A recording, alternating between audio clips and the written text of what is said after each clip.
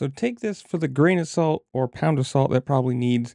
As I'm seeing, maybe, kind of, sort of, the rumor is that guy right there, Masterpool, may have been giving, or been given, sorry if I could speak, a fill-in ride with Pro Circuit, or at least been offered a fill-in ride.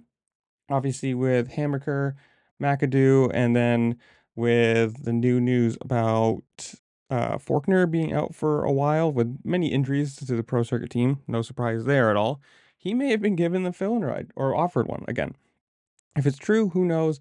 For him, obviously, it would mean moving down from a 450 to a 250. But if you're going to race all summer long on a factory team with a factory bike on somebody else's dime, it may not be the worst thing in the world. I mean, you get, factory mechanic, you get all the factory trick pieces, you get the nice RV, you get all the bits and bobs and shiny parts that you can want. And if it's on somebody else's dime, for him, going from privateer kind of money or to pro circuit kind of money, it may make some kind of sense.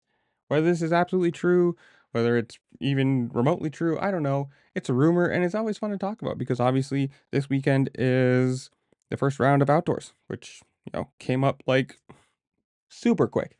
I'm excited though. It'd be cool to see, he's proven that he's a fast guy.